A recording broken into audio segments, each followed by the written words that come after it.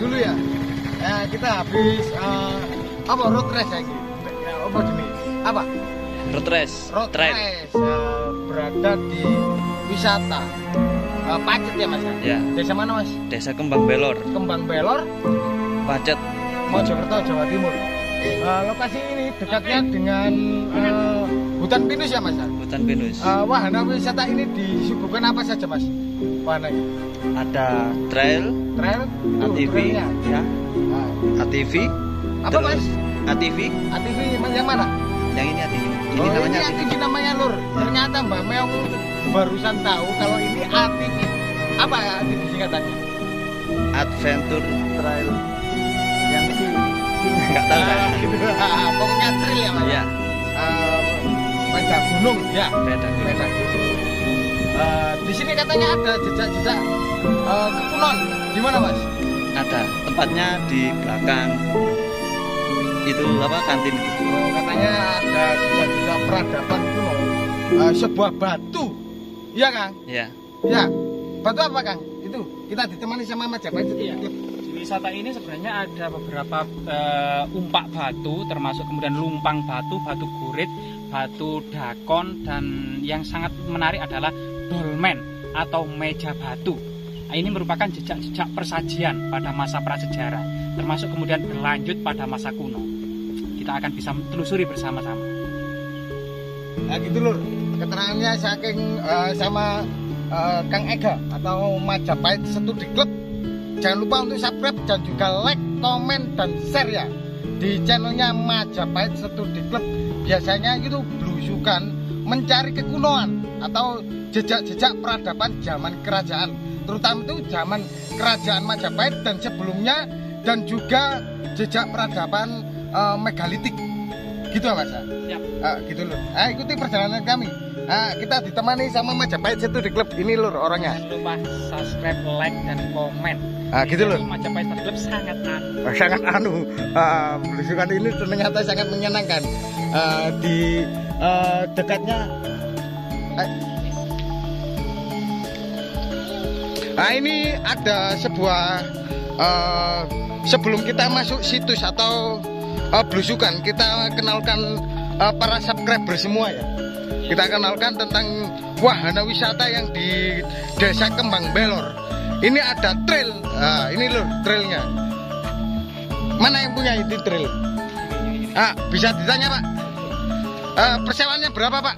15.000, 8 kali putaran. 8 kali putaran. Setiap hari bukanya jam berapa? Tutupnya jam berapa? Ya wahana wisata ini Pak. Bukanya mulai aktivitas jam 8, tutupnya jam 4 sore. Jam 4 sore. Gitu. Biasanya hari ramenya hari tanggal merah ya Pak? Ya, hari Sabtu Hari atau Sabtu. Minggu itu ramai weekend. Apa? Hari weekend. Oh, weekend itu bahasa Inggris Lur. Ternyata weekend itu bahasa Inggris ya Pak ya? Iya, iya. Itu akhir pekan ya kalau nggak salah. Gitu Lur. Ternyata lokasi ini sangat menyenangkan. Tempatnya sangat adem dan juga menarik untuk dikunjungi.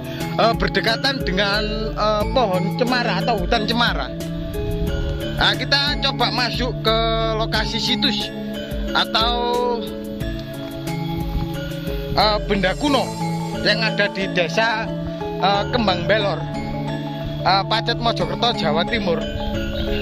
Kita pagi hari Lur nge-review di sini.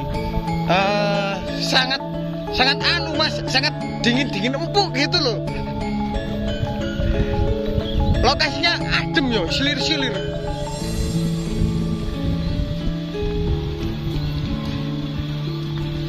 Nah ini Lur. Ini barusan buka wahana wisata yang ada di Desa Kembang Belor. Batu lumpang, Pak. Ini ada batu lumpang. Kita sudah disuguhkan dengan batu lumpang atau alat penumbu, ya Mas ya? Ini sebenarnya batu lumpang sangat kecil, jadi tidak memungkinkan untuk menghaluskan atau menumbuk biji-bijian. Melainkan fungsinya adalah berfungsi sebagai magis. Itu pada masa penetapan tanah perdikan. di mana kemudian batu lumpang ini fungsinya adalah untuk memecahkan telur dan menyembelih ayam sebagai keputusan seorang maharaja yang tidak bisa diganggu gugat. Bahkan termasuk kemudian raja-raja berikutnya, termasuk kemudian catur asrama, kesatria, waisa, brahmana maupun kemudian sudra, itu tidak boleh kemudian mengganggu maupun merusak ketetapan yang sudah terjadi ini. Jika ketetapan ini akan dirusak, maka kemudian ada kutukan-kutukan yang sangat menyeramkan. Jadi ini fungsi lumpang batu ini sebenarnya adalah bukan fungsi profan, yaitu kemudian untuk menghaluskan biji-bijian, rempah maupun dedaunan, melainkan fungsinya adalah magis, yaitu seorang pendeta makudur yang kemudian memecahkan telur, menyembelih ayam, dan membacakan kutukan-kutukan yang sangat menyeramkan. Coba kita lihat ke batu-batu yang lainnya. Ternyata keterangannya gitu. Ternyata bukan alat penumbuk ya. Bukan alat penumbuk. Kalau umumnya batu lumpang itu kan alat penumbuk. Ikuti perjalanan kami di wahana wisata. Apa Pak? Wahana wisatanya apa tadi Mas? Bernada Valley. Gitu lur. Di lokasi ini juga ada namanya yang dikenal dalam sejarah adalah batu burit. Batu burit. Batu burit ini juga memiliki fungsi magis, di mana kemudian untuk mengasah sebuah pusaka dalam artian sebuah seremonial magis, termasuk kemudian adanya batu dakon. Nah ini batu dakon. Batu dakon ini dimungkinkan memang batu dakon ini juga memiliki fungsi magis, di mana kemudian tetesan-tetesan air hujan untuk pertama kalinya yang dipercaya sebagai memiliki kekuatan magis itu kemudian sebagai titi mongso atau penanggalan, di mana waktunya kemudian memulai tanam padi. Awal mula kemudian para petani hendak memulai menggarap sawahnya itu ditandai dari sesuatu yang ada di batu dakon ini, yaitu tetesan-tetesan air hujan untuk pertama kalinya yang kemudian ditampung di lubang-lubang batu dakon ini. Oh gitu loh. Selain itu kemudian ada jejak-jejak yang lainnya. Kalau di sini memang ada sesuatu adalah meja batu atau dolmen. Jadi meja batu atau dolmen. Meja batu atau dolmen. Ya, ini difungsikan untuk apa Mas? Meja batu termasuk kemudian beberapa batu yang menandakan ciri magis. Ini adalah tempat untuk menaruh sesaji atau persajian yang kemarin sempat viral, yaitu tentang sebuah persajian. Persajian tidak terlepaskan dari budaya masyarakat Jawa kuno yang berhubungan dengan kemudian juga tanaman padi, di mana sebelum menanam padi maupun sebelum memanen padi, di mana pada masa kuno itu padi dipetik satu persatu melalui lehernya dengan alat aniani untuk menghormati arwah padi. Tidak seperti saat ini dengan kemudian traktor secara besar-besaran maupun dengan sabit. Jadi zaman dulu padi itu umurnya panjang dan tinggi pohonnya, sekitar 8 bulan baru panen, bahkan hampir 1 tahun itu baru panen. Kemudian padi kemudian dipetik satu persatu. Disitulah kemudian masyarakat kita itu juga sangat menghormati arwah padi, di mana sebelum kemudian memulai memanen padi, sebelum memulai menanam padi, diadakan persajian, yaitu di sebuah takiran, alat yang kemudian wadah yang terbuat dari daun, yang di dalamnya kemudian juga ada wadah-wadah kecil yang terbuat dari daun. Di situ ada beberapa makanan kecil, nasi, kemudian telur, bunga-bunga dan harum-haruman. Itu kemudian tradisi masyarakat kuno. Berarti ini sisa-sisa dari runtuhan kerajaan mana Mas? Jadi sebenarnya sih ini merupakan peninggalan yang sangat lama masa prasejarah sebelum Masehi. Yaitu artinya memang di sini ada dekat sini juga ada menhir, kemudian dolmen yang ada di makam Mbah Proyo di Dusun Belor, Desa Kembang Belor ini. Ini artinya memang area sini memang sebelum Masehi sudah merupakan hunian masyarakat prasejarah yang sudah ramai.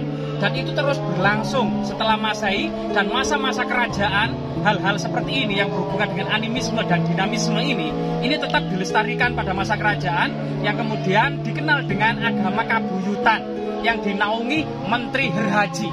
Ini dibedakan dengan agama Siwa yang dinaungi Dharma Daksa Kasaiwan dan agama Buddha yang dinaungi Dharma Daksa Kasogatan. Hal-hal yang bersifat megalitik ini disebut kabuyutan pada masa kerajaan Majapahit. Gitu lur keterangannya dari Kang Ega atau Majapahit Situ di Klub. Jangan lupa untuk subscribe, like, komen, dan juga share ya di channelnya Kang Ega atau Majapahit. Pak, bisa diceritakan wahana wisata yang disuguhkan di kawasan hutan pinus ini apa saja, Pak? Oke, untuk yang pertama yang kita unggulkan dari kolam renangnya. Nah, terus di atas ada wahana lain seperti taman kelinci, ada permainan anak-anak otopet, mobil jas, ada ATV, sepeda trail. Kita juga menyediakan outbound. Untuk outboundnya ada flying fox yang dibuka untuk hari Sabtu dan Minggu saja. Masuknya tiketnya harga berapa, Mbak? Untuk tiket masuk di depan kita tarifnya 7.000. Untuk masuk kolam kita juga tarifnya 7.000. Taman kelinci 5.000. Kata Bernardo Valley kita kenakan tarif masuknya 7.000. Untuk ke kolam juga 7.000. Untuk wahana kelinci tarifnya 5.000. Otopet juga 5.000. Kalau mobil jas 10.000. ATV-nya 20.000, sepeda trail ada tarif 15. Untuk ikut flying fox itu tarifnya 25.000. Wisata wahana tembak 5.000. Bukanya mulai pukul berapa, jam berapa tutupnya, Mbak? Wisata Bernardo Valley ini dibuka pada pukul jam 8 pagi dan kita tutup jam 4 sore. Untuk camping kita buka 24 jam. Untuk tarif campingnya satu orangnya 5.000. Terus kena tarif masuk tadi juga 7.000, jadi per orangnya 12.000. Berarti kalau totalnya semua bisa mentotalkan, Pak, semua yang kalau dikunjungi kira-kira hampir 100.000 nggak sampai ya? Nggak sampai ya? Nggak sampai, mulai flying fox, kolam renang. Yang kolam renang berapa tadi? Kolam renangnya 7.000, murah sekali loh, ayo. Gitu lur. Kalau barangkali pemirsa, Mbak ya, ingin berkunjung ke lokasi ini, bisa dikunjungi di tempat mana, Mas? Lokasinya, maksud saya, ketik di Google Map. Di Google Map ketik saja wahana wisata Bernardo Valley alamat Kembang Belor. Bisa juga ke alamat Pondok Pesantren Amanatul Ummah, nanti muncul. Oh gitu lur keterangannya. Kalian Mbak Sinten? Saya dengan Mbak Vivin. Saya penjaga loket di sini ya. Selamat salam kenal dari saya. Gitu lur. Ya. Untuk keunggulan kolam renang kami, airnya ini tanpa obat dan ini asli air sumber. Oh gitu. Ternyata lokasi ini terutama itu ada sumber mata air yang tidak pernah habis ya, Mbak ya? Ya. Ini termasuk alami, natural dari perbukitan gunung mana, Mbak? Gunung Lirang. Iya, ini Gunung Lirang. Gunung Lirang, lur. Mas, katanya ada jejak-jejak kukunan di sini apa ya, Mas? Iya, dari segi nama Berna itu secara turun-temurun memang lokasi ini namanya Lembah Berna. Berna The Valley itu tambahan dari sebuah warna wisata itu yang disepakati. Yang Berna sendiri artinya adalah beran ing pernah. Artinya sebuah tanah yang sudah baik atau sudah bagus. Di sini sebagaimana kemudian peradaban lembah sungai Nil, lembah sungai Eufrat maupun lembah sungai Tigris. Di sini juga ada sungai besar gitu ya. Ternyata di sampingnya atau di lokasi Berna The Valley ini ada jejak-jejak hunian kuno. Ada batu lumpang, batu dakon, batu gurit, batu meja batu, dan batu-batu besar lainnya yang mencirikan jejak-jejak peradaban prasejarah megalitikum.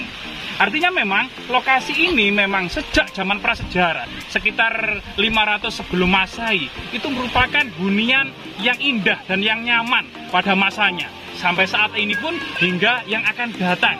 Jadi lokasi ini ternyata juga jauh dari kemudian hal-hal yang sifatnya itu longsor maupun banjir bandang. Karena bagaimanapun juga situs-situs yang ada di sini atau jejak-jejak hunian inilah sebagai pertanda bahwasanya lokasi itu memang tidak ada kemudian bencana yang sangat merusak di lokasi tersebut. Oh gitu lur keterangannya. Sama Majapahit Situ di Klub, Mas. Yeah. Sangat anu ya, Mas ya. Yeah. Jangan lupa subscribe, like, komen, dan juga share ya, Mas ya. Yeah. Di channelnya Majapahit Situ di Klub. Yeah.